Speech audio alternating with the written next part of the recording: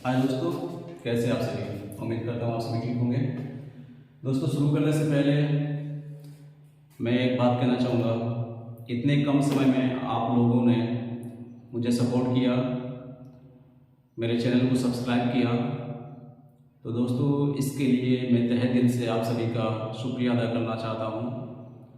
आप मेरे लिए बहुत ख़ास हैं, सबसे ख़ास सब्सक्राइबर हैं। तो दोस्तों इसी तरह मेरा हौसला बढ़ाते रहिए और जहाँ भी कमियाँ हों, जहाँ भी खामियाँ हों दोस्तों, उसको प्लीज़ कमेंट करके कमेंट बॉक्स में मुझे बताइए कि यहाँ पे ये चीज़ करते तो बेहतर होता और इसको बेहतर कैसे बना सकते हैं। ऐसे आइडियाज़ हो तो प्लीज़ उसको मुझे बताइए दोस्तों, और मैं कोशिश करूँगा उसको सही करने की, उसको सुधारने की।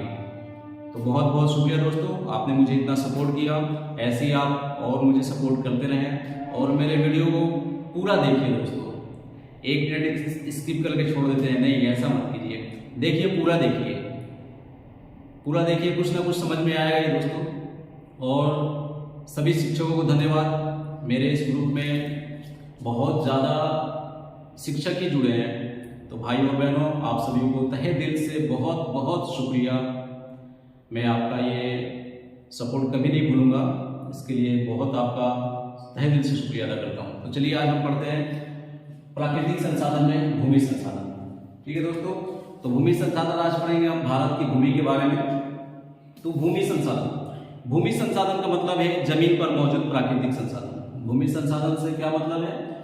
प्राकृतिक संसाधन, पृथ्वी पर उपलब्ध सभी संसाधनों में मृदा या भूमि, मृदा किसको कहते हैं? भूमि को ही कहते हैं, मिट्टी को कहते हैं। ये मिट्टी जो है ये बहुत महत्वपूर्ण संसाधन है। ये क्या दोस्तों? ये बहुत महत्वपूर्ण संसाधन है। जो हमारा मृदा है, जो मिट्टी है, ये जैसे जल है, वायु है, इसी की तरह ये बहुत महत्वपूर्ण संसाधन है।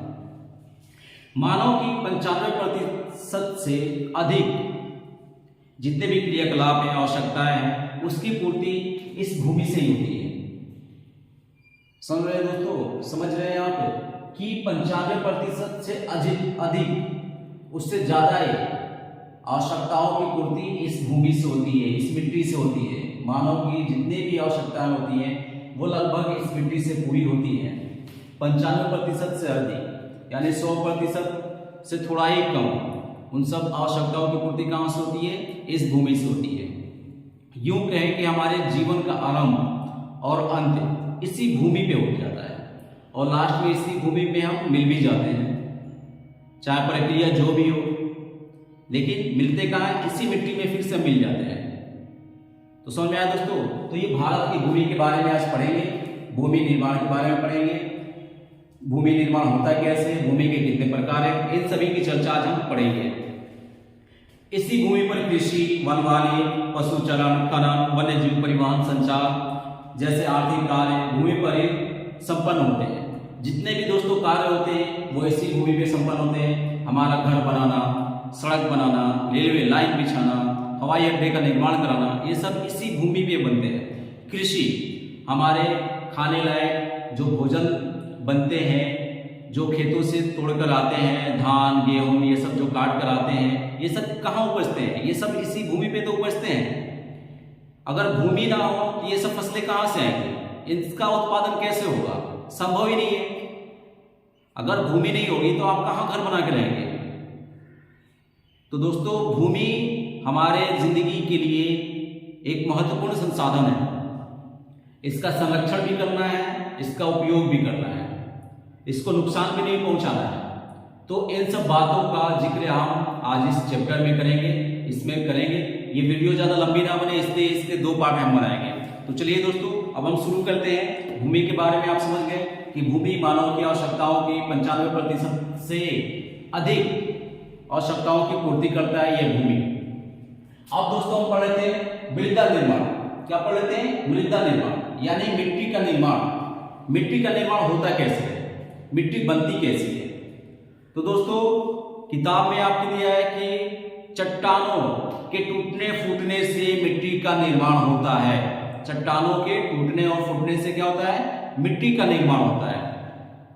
तो दोस्तों सिर्फ चट्टानों के टूटने और फूटने से मिट्टी का निर्माण नहीं होता है, इसमें इसके साथ साथ तापमान, जल, यानी सभी मिलजुल कर, जल प्रवाह, नदी प्रवाह, वायु, ये सभी मिलजुल कर जितने भी जैविक अजैविक कण हैं, पदार्थ है, रासायनिक है, भौतिक है, ये सभी पदार्थ मिल करके हमारे मिट्टी का निर्माण करते हैं। ये मिट्टी इतनी आसानी से नहीं मिल जाती है, इतनी आसानी से नहीं बनती है। इसके लिए बहुत लंबा सफर तय करना पड़ता है। इसकी प्रक्रिया, बनने की जो प्रक्रिया वो बहुत धीमी है, अत्यंत धीमी है, बहुत जटिल प्रक्रिया है दोस्तों। समझ सकते हैं कि आप पत्थर के चट्टानों के टूटने से उसके बाद हमारे जो पेड़ पौधे की पत्तियां होती हैं, जो मृत जीवाश्म होते हैं, मृत जीव होते हैं, उन सब का नदी के प्रवाह से जो भी आता है, उन सब से मिलजुल कर एक मिट्टी का निर्माण होता है, जिसमें लाखों करोड़ों वर्ष भी लग जाते हैं। 1 सेंटीमीटर मिट्टी का निर्माण होने में आपको 200 से 400 वर्ष का समय लग जाता है। अब आप सोच सकते हैं कि कितनी धीमी प्रक्रिया है और कितनी जटिल है, कितने चरणों से होकर के गुजरती है ये, तब जाके मिट्टी बनती है। तो आप समझ गए होंगे कि मिट्टी के 1 सेंटीमीटर का निर्माण कितने वर्षों में होता है। तो 200 से 400 वर्षों के बीच 1 सेंटीमीटर मिट्टी का निर्माण हो जाता है।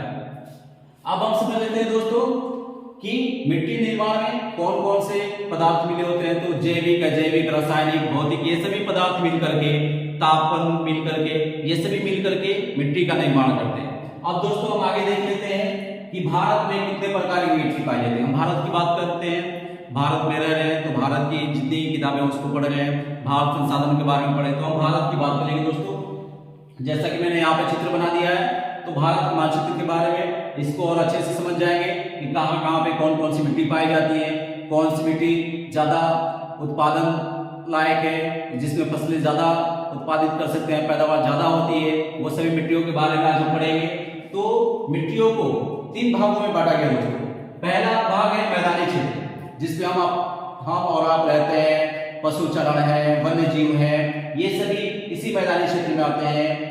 जितने कारखाने हैं, उद्योग हैं, जितनी रेलवे लाइन है, हवाई अड्डे हैं, हमारे घर हैं, हॉस्पिटल है, ये सब जितनी भी चीजें हैं, ये सब इसी मैदानी इलाके में ही संपन्न होती है।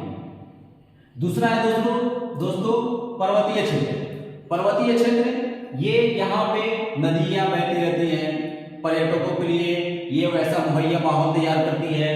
दूसरा हो गया पठार जो हो गया, पठार पे ये संसाधन संपूर्ण होती है। पठार में क्या होता है, संसाधन संपूर्ण होता है।